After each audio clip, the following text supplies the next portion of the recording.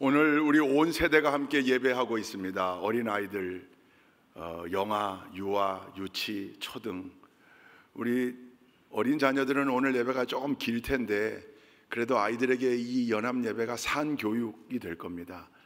이렇게 뮤지컬도 하고 부활절 특별한 절기를 맞이해서, 특히 부활절이라고 하는 이 큰 축일을 맞이해서 또 세례 입교식, 이런 거구나, 그런 아주 또 부모님과 함께 손잡고 지금 예배 드리고 있는데 자녀들에게도 아주 귀한 교육이 될 겁니다. 다만 제가 오늘 설교를 아주 짧게 할 겁니다. 왜냐하면 이미 뮤지컬의 메시지를 통해서도 또 오늘 새벽을 통해서도 찬양을 통해서도 부활의 메시지가 계속 선포됐습니다. 오늘 우리가 읽은 고린도전서 15장은 기가 막힌 설교문입니다. 복음서가 기록하고 있는 예수 부활 사건은 예수님의 부활을 목격한 것을 중심으로 증언한 기록이었다면, 이 사도 바울이 고린도 교회에 써보낸 편지 가운데 등장하는 이 부활 변증, 부활 설교는 기가 막힌 한편의 설교문이 됩니다.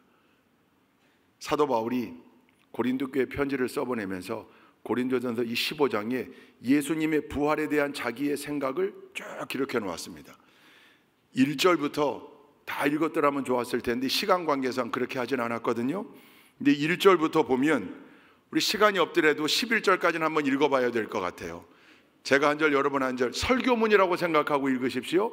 사도 바울이 지금 좋은 교회 성도님들을 향해서 설교하고 있다고 생각하고 한번 읽어보시기 바랍니다. 교독하겠습니다. 형제자매 여러분, 내가 여러분에게 전한 복음을 일깨워 드립니다. 여러분은 그 복음을 전해 받았으며 또한 그 안에 서 있습니다.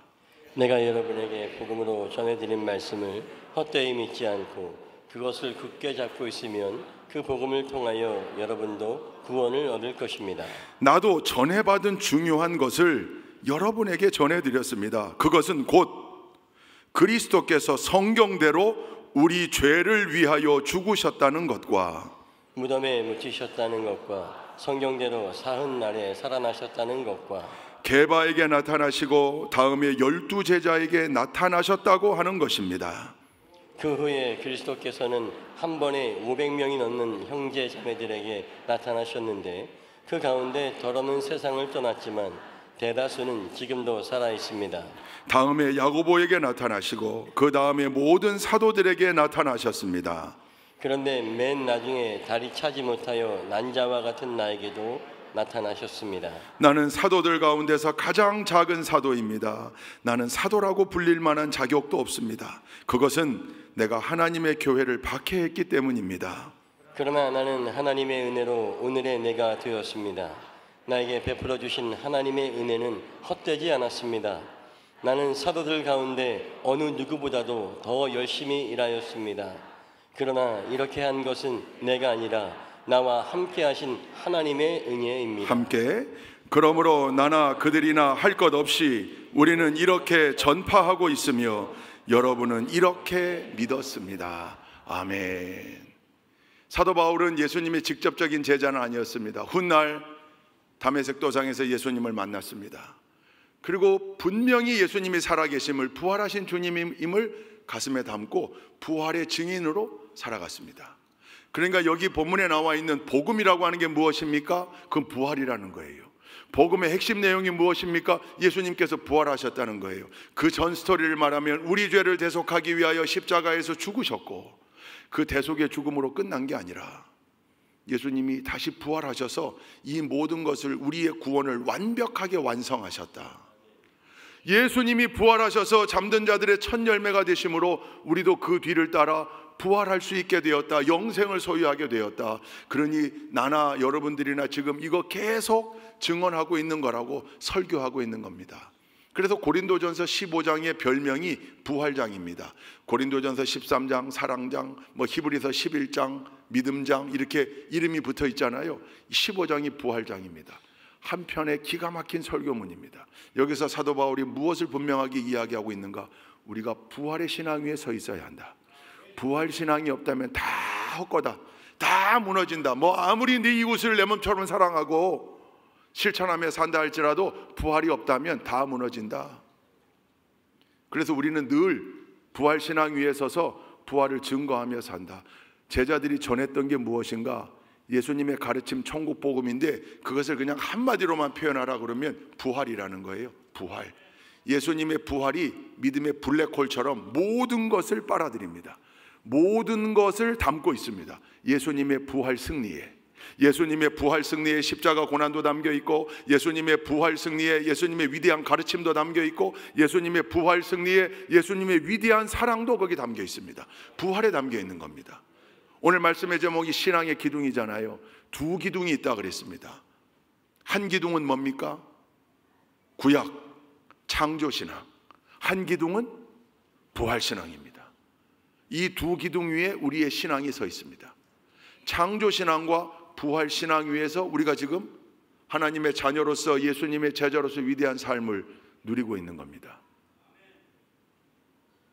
사도들의 행적은 이 부활을 전하는 일이었습니다. 그게 사도들의 사명이었고 그게 증인이었습니다. 사도행전에도 이게 기록되어져 있습니다. 4장 33절 한번 읽어보겠습니다. 시작. 사도들은 큰 능력으로 주 예수의 부활을 증언하였고 사람들은 모두 큰 은혜를 받았다. 사도들이 가서 능력으로 전했던 게 무엇인가? 예수님의 부활 소식이었다는 겁니다. 부활을 증언한 겁니다. 예수님의 부활. 사도행전 17장 18절에도 이렇게 기록되어 있습니다. 함께 읽습니다. 시작. 그리고 몇몇 에피크로스 철학자와 스토아 철학자도 바울과 논쟁하였는데 그 가운데서 몇몇 사람은 이 말쟁이가 도대체 무슨 소리를 하려는 것인가 하고 말하는가 하면, 또 몇몇 사람은 그는 외국 신들을 선전하는 사람인 것 같다 하고 말하기도 하였다. 그것은 바울이 예수를 전하고 부활을 전하기 때문이었다. 그것은 바울이 예수를 전하고 그리고 분명하게 그 예수의 부활을 전했기 때문이다. 예수의 가르침을 전하지만 그 마지막 종착점은 늘 예수의 부활이었다는 거죠. 메시지에 예수의 부활이 늘 담겨 있었다는 겁니다. 사도들의 사명입니다. 근데 지금도 예수 부활이 없다고 부정하는 사람들이 있는가 하면, 사도 바울 시대 2000년 전에도 예수의 부활을 부인하는 사람들이 있다고 지금 사도 바울이 자기의 변증 설교에 담고 있잖아요. 예수의 부활은 없었다. 예수의 부활의 역사성을 부정하는 수많은 시도들이 있었습니다. 여러분, 이 부활 시즌마다 많은 사람들이 넷플릭스에서 이런 OTT에서 보는 영화가 있습니다. 얼마 전에 개봉한 영화이고 책이 먼저 나왔는데, 리 스트로벨이라고 하는 목사님이 쓴 책이고 그 책이 영화화되어 있어요. 한번 보십시오. 제목은 부활은 역사다. 그런 제목이에요. 부활은 역사다. 아마 대부분 이 스토리를 알고 있을 겁니다. 리 스트로벨이 예일대 로스쿨을 졸업한 인재였습니다. 시카고 트리뷴이라고 하는 기가 막힌 아주 명성이 자자한 언론사에 가서 아주 유능한 저널리스트로도 활동했던 사람입니다. 그런데 이 저널리스트의 기본이 뭡니까? 객관적 진실을 추구하는 것. 언제나 진실. 언론의 힘이 진실인 거죠. 진실이 무너지면 힘이 없어지는 거잖아요. 유능한 저널리스트일수록 진실을 추구하게 되어 있는데, 이 리 스트로벨은 안타깝게도 철저한 무신론자입니다. 그런데 어느 날 이 아내인 레슬리 스트로벨이 딸을 데리고 식당에 갔다가 그만 그 딸이 사탕에 목에 걸려서 숨을 못 쉬고 죽게 되었을 때 그 식당을 들렀던 유능한 간호사가 그 하임리 해서 살아나요. 근데 그 간호사가 사실은 다른 식당 예약했는데 성령의 강력한 이끌림에 이끌려 거기로 왔다는 거 아니에요. 그 인연 때문에 이 레슬리 스트로벨이 아내가 남편 몰래 신앙생활을 합니다. 근데 남편은 기독교인들을 싫어해요. 다 가스라이팅 당한 사람들, 세뇌 당한 사람들이라고 생각해요. 근데 아내가 신앙생활을 하고 있다는 걸 알게 됩니다. 아내가 몰래 신앙생활을 했는데 아내와 다툽니다. 그러다가 리 스트로벨이 내가 아내를 저 구렁텅이에서 빼내야 되겠다. 저널리스트답게, 기자답게 철저하게 객관적 사실들을 조사해서 예수의 부활은 허구라는 걸 내가 밝혀내고야 말겠다. 이 결말을 영화를 통해 보시기 바랍니다. 여러분, 리 스트로벨이 목사가 됩니다. 우리 역사 가운데 여러분, 배너를 쓴 작가가 예수 부활 부정하겠다고 성경 읽다가 배너를 쓴 거예요. 하나님의 철저한 자녀가 된 겁니다. 오늘 우리가 읽은 성경 말씀에 나와요. 사도 바울이 뭐라고 그러냐면, 부활하신 예수님이 제자들에게 나타나셨을 뿐만 아니라 500명의 제자들에게 일시에 나타났었고, 그 500명 가운데 나이 든 사람들은 이미 하늘나라 갔지만 대다수의 사람들이 살아있다. 오늘 말씀에 나오잖아요. 이 리 스트로벨이 부활을 부정하기 위하여 4개의 섹션을 만들어 놓고 2년 동안 이 분야의 세계 최고 전문가들을 쫓아다닙니다. 세계 최고의 전문가. 그 가운데 하나가 이 500명이 혹시 집단 환각에 빠졌던 거 아닐까? 모두 500명 모두가 동시에 동일한 환상을 본 거 아닐까? 그래서 이 분야의 최고의 전문가인 퍼듀 대학교, 이게 심리학으로 유명한 대학이죠. 로버타 월터스라고 하는 요 교수를 찾아갑니다. 나는 이 영화 가운데 이 책 가운데 이 대목이 제일 재밌었어요. 찾아가요. 물어요. 이 교수와의 인터뷰는 짧게 끝납니다. 왜냐하면 질문 하나 대답 하나. 질문, 혹시 그때 그 500명이 집단으로 환상을 본 건 아닐까요? 그때 그 로버타 월터스라고 하는 유명한 정신의학자, 심리학자인 교수가 그렇게 말합니다. 만약에 500명이 동일하게 환상을 봤다면 그것은 예수 부활보다 훨씬 더 큰 기적입니다. 그 환각이라고 하는 건, 환상이라고 하는 건 주관적 심리 상태에 의해서 보게 되는 건데, 무려 500명이 동일한 환상으로 예수가 마치 부활한 것처럼 잘못 봤다라고 한다면 그것은 예수 부활보다 훨씬 더 큰 기적입니다. 더 이상 말해볼 게 없었던 거죠. 여러분, 예수의 부활을 부정하려고 하는 2000년 동안의 수많은 시도가 있었습니다. 그러나 그들의 시도는 다 물거품이 됐습니다. 오히려 그걸 증명해 보이겠다고 나선 사람들이 성경을 연구하면 연구할수록 하나님의 터치심 가운데 예수 부활의 증인이 되는 놀라운 변화가 있었습니다. 우리에게 부활이 능력이 되어야 합니다. 신앙의 기둥인데 이 부활이 우리의 삶을 바꿔야 합니다. 부활 신앙을 가지고 있다고 하면서도 사망 권세 깨뜨리신 예수 그리스도의 능력을 제대로 믿지 못하고 이 땅에서의 우리의 삶이 그저 끝인 걸로 생각한다면 그건 그 부활 신앙이 우리에게 능력이 되지 않은 겁니다. 부활 신앙이 능력이 돼야 이걸 초월할 수 있습니다. 부활 신앙이 능력이 돼야 세상을 품을 가슴이 생깁니다. 부활 신앙이 능력이 돼야 동역자를 용서할 품을 갖게 됩니다. 신앙의 기둥이 창조신앙과 부활신앙이라면 이 두 기둥 위에 서서 우리의 신앙이 능력으로 나타나고 표현되어지는 삶을 살아야 할 줄로 믿습니다. 유진 오닐이라고 하는, 여러분 미국 연극의 아버지라고 불리는 유진 오닐, 이 희곡으로 노벨 문학상도 받은 사람이죠. 이 사람이 쓴 작품 가운데 나사로가 웃었다라는 작품이 있습니다. 재미있는 희곡입니다. 나사로가 웃었다. 그 나사로가 누구냐면 예수님이 공생애 3년 동안 죽은 사람을 살린 일이 3번 있습니다. 회당장 야이로의 딸, 나인성 과부의 아들, 그리고 마지막으로 사랑했던 나사로. 그의 누이였던 마르다와 마리아, 그 두 앞에 따가지고 마마 클럽 만든 거잖아요. 우리 여성들의 기도에 마리아처럼 기도하고 마르다처럼 봉사하자. 그 집안, 그 나사로입니다. 그 나사로가 left, 웃었다. 책 제목이, 희곡 제목이에요. 작품의 제목이에요. 내용은 이래요. 나사로가 예수님의 귀한 은혜로 살아났습니다. 그때부터 나사로의 변화가 생기는데 늘 웃는 거예요.